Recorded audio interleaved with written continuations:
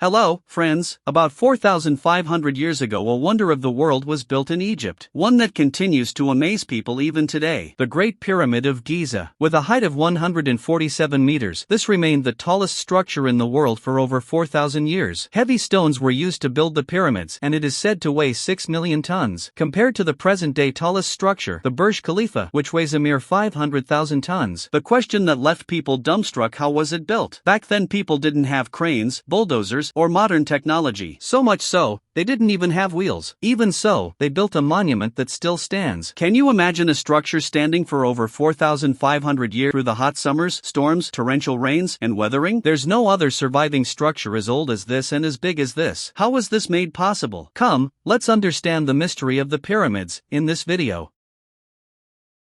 The more we go back in time, the more difficult it gets to figure out sure-shot what happened, when, and how. It is estimated that the Great Pyramid of Giza was built in the year 2560 BC by the pharaoh Khufu. The monarchs of ancient Egypt are known as pharaohs. We don't know much about Pharaoh Khufu except that he was the second monarch of the 4th dynasty of the Old Kingdom of Egypt. His reign is a highly debated topic. However, some historian estimates claim 23 years, some 34 years, and some more than 60 years.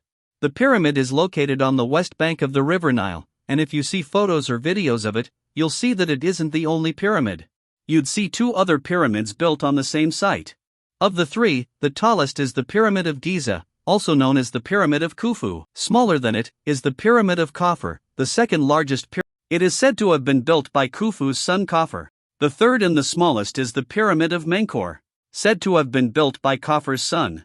These are the only monuments from the era. In addition to these, are the Great Sphinx, several burial tombs, and smaller pyramids. There are said to be a total of 118 pyramids of varying shapes and sizes. Many of them have been eroded by the weathering. Very few are in good condition. Perhaps the most well-preserved are these 3 pyramids, especially the Great Pyramid of Giza. What was the reason for building these? The same reason why several ancient monuments were built. They were built as a tomb. The pharaohs are buried inside the pyramids. Friends, ancient Egyptians believed in the afterlife. They believed that life doesn't end at death. After death, the soul of the person travels to the underworld, where it is then judged by the gods. Those who lived a life of goodness remain immortal in the afterlife. So to prepare for the afterlife, the pharaohs would commission tombs for themselves while they reigned. A large amount of food, treasures, jewelry, furniture, clothes were to be buried with the pharaoh in the pyramid so that they would be used in the afterlife. After they died, their bodies were mummified and then sealed in a wooden or stone sarcophagus. You might wonder how we are certain that this is why the pyramids were built. There are 2 main reasons, friends. First, we have discovered scripts written on several other pyramids, texts on such sarcophaguses and pyramids that tells us about their customs. Second, a majority of the historical pyramids in Egypt and Sudan have been used as tombs. But specifically speaking, in the Great Pyramid of Giza, no substantial evidence was found regarding this, so people come up with their own alternative theories. When the archaeologists entered the Great Pyramid, they found 3 relics and an empty sarcophagus. The sarcophagus is believed to be of Khufu, and the treasures that must have surrounded it is believed to have been looted before the archaeologists got to it. Those who disagree with this have come up with bizarre alternative theories. One popular theory making rounds is that the Great Pyramid was a power plant that could generate electricity. People who believe this claim that the ancient Egyptians were very technologically advanced and that they had already learned how to harness electricity. As evidence for this theory, some of the ancient artwork are presented. On the walls of some ancient Egyptian temples, such artworks have been discovered that are used to back the claims that they were building a light bulb. They say that the Egyptians had invented it, but then the technology was somehow lost later. As I've said repeatedly, such conspiracy theories are cooked up when there's a lack of substantial evidence in a matter. But the conspiracy theories are often so bizarre that they make no logical sense. If light bulbs did exist in ancient Egypt, why have we not found any evidence proving it? In reality, this artwork depicts an Egyptian mythological story. Another popular theory claims that the pyramid was a granary to store the crops. This theory was proposed by American politician Ben Carson in 1998. According to his personal theory, the pyramids were built by Jesus Christ's father. My own personal theory is that Joseph built the pyramids in order to store grain. Now, all the archaeologists think that they were made for the pharaoh's grave. Friends, here you can see the second major reason for coming up with conspiracy theories: religious appeasement by politicians. Anyway, today it is absolutely clear, with all the historians in agreement, that the Great Pyramid of Giza was built as a tomb. Back then people believed that the grander a tomb, the more treasures and food in a tomb, the better would be the afterlife of the pharaoh. Now, we get to the biggest question. How were these pyramids built? Honestly, this is the most mysterious aspect of the pyramids. How did the people build a 147 tall structure? Using these enormous rocks that weigh anywhere between 2.5 tons to 80 tons. Each stone is carved so meticulously and evenly, when there were no standards tools for carving. How were the stones stacked on top of each other, when people didn't even use wheels? All of this, within a period of 20 years. Friends, the Great Pyramid of Giza is said to have been built in 20 years. There are several theories regarding this. I won't be talking about bizarre conspiracy theories here, but before we discuss the theories, let's look at the misconception that people have regarding the pyramids. Films show slave labor being used to build the pyramids. Poor slaves, forced to work here all day and getting brutally abused and whipped by the supervisors. You would have seen this in some film or the other. For a long time, people believed that slaves built the pyramids. A Greek historian from the 5th century BC, Herodotus, was the first to suggest that slaves built the pyramids. But today we know this to be false. People who built these pyramids were highly skilled laborers. They weren't starved and abused. Rather, they were given abundant food. They were fed so well that they were stronger and more well-fed than the average Egyptian citizen back then. They dwelled in cities near the construction site. Various communities supported them across the seasons, such as farmers. When the farmers weren't actively engaged in their fields, they would help with the construction in their free time. In a way, the citizens in the kingdom were united for the success of the national project. They were very loyal to their pharaoh. About 20,000 to 30,000 workers were involved in its construction, working 10 hours in a day. About 5.5 million tons of limestone, 8,000 tons of granite, and 500,000 tons of mortar were used. Most of these materials were sourced from the nearby areas. At most, they were brought in from the region of southern Egypt. That was around 800 kilometers from the site. The question arises, how were these rocks cut? Copper was the most common metal used then. The tools were made of copper. The harder rocks of granite were broken with dolerite. They used some unique methods, such as finding cracks and holes in the rocks, putting in wooden wedges soaked in water in those cracks. When the rocks absorbed the water, the wedges would expand and the rock would break apart. Now, a major question is, how were these stones moved? Back then, wheels weren't used in carts. There wasn't a vehicle with wheels that they could load up with the STO and easily pushed it to the site. A plausible theory is that they built rafts that floated on the river to move the stones from the quarries. And once the stones were at the pyramids, they were stacked on top of each other using sledges over wet ground.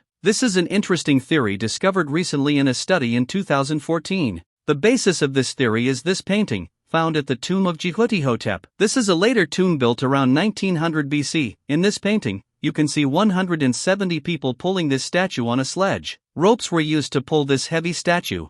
If you look closely at the painting, you'd see that a man is pouring water on the sand in front of the statue. At first, archaeologists believed this was a part of the ritual, a tradition perhaps of pouring water before the sledge. When this was tested out by physicist Daniel Bohn and his team, they found that having a certain amount of water in the sand reduces the friction between the ground and the thing being pulled. This is a specific ratio, about 2% to 5% of water into the sand. It makes it easier to pull things on wet sand. Once we understood this, the next question is, how were the stones stacked on top of each other? How were these heavy stones lifted up without heavy machinery? Normally, a system of pulleys can be used to lift them, but as I told you, wheels, as we know it, didn't exist in Egypt during the 4th dynasty. It existed for pottery only. Friends, they had built an efficient system of ramps. In 2015, a team of English and French archaeologists uncovered a 4,500-year-old wooden ramp in a quarry. Scholars suggest that a ramp must have been built like this, a straight slope from the ground to the top. To move the stones up the slope, they installed a system of wooden pillars on the sides of the slopes, and then they used the ropes around the pillars to pull up the stones. As you can see in the artwork on the screen, this was suggested by physicist Joseph West in 2014. According to this theory, after completing a level of the pyramid, they would have created a new slope, and to ensure that the angle of the slope wasn't steep, they would have built a long slope. By building a long slope, the tilt of the slope could be reduced. In another theory, it was suggested that they might have used levers to stack the stones on top of each other. Look at how it works in this drawing. Basically, they would need to take a middle point which would be higher, a long pole would be put atop it, with weight on the other side of the pole, and then it would be easier to lift, turn, and place the stone as planned. Scholars believe that a similar system, known as shaduf, existed in Egypt for millenniums. They used the same mechanism to draw water from the river Nile to irrigate their fields. These theories sound fascinating, but the inconsistency arises in the form of construction time. We know that the pyramid was completed within 20 years. If 20,000 people transported each stone like this, a stone needs to be placed every 3 minutes, each day all around the year. It seems quite unlikely that they would have worked so rapidly. Friends, this is why this is still a mystery to this day. Both theories sound reasonable, but they do not completely explain what had happened exactly. We do know that the layers at the bottom were placed without mortar, and then mortar was added to the layers on top.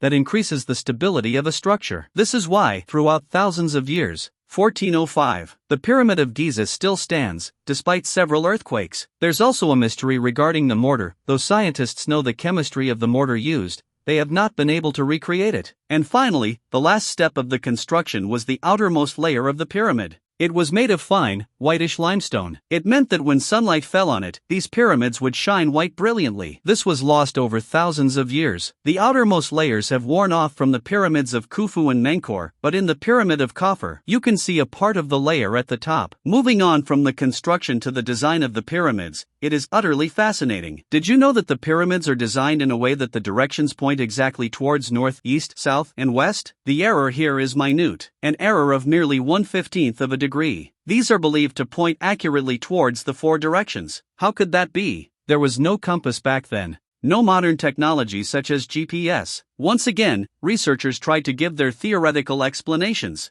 about how the Egyptians could achieve such a high level of precision. A popular theory is said to be by following the autumn equinox. When the tilt of the earth allows the day and night to be equal, the shadow on the ground is in a straight direction towards east and west. Using this method, the degree of error in the calculations of the pyramid would be the same degree of error in the shadows during the autumn equinox, towards east and west. The second theory is believed to be the constellations, that the stars in the sky were used by the Egyptians to align their design. In 1989, Robert Bauval, an author and Egyptology enthusiast, came up with the Orion correlation theory. He claimed that the 3 pyramids in Giza were aligned similarly to the 3 stars of the Orion's belt. He believed that the alignment was intentional, and that the ancient Egyptians knew astronomy, that they would track the stars at night and study them, and accordingly, they harvested various crops at certain times. Historians believe this to be a fringe theory. Fringe refers to something that isn't mainstream. Some points that are used against this theory is that the 3 pyramids weren't planned at the same time, neither were they built at the same time. And when this theory was tested by astronomers in 1999, studying the pyramids in the context of the stars in the Orion's belt, it was found that the pyramids do not align exactly with it. The thing is that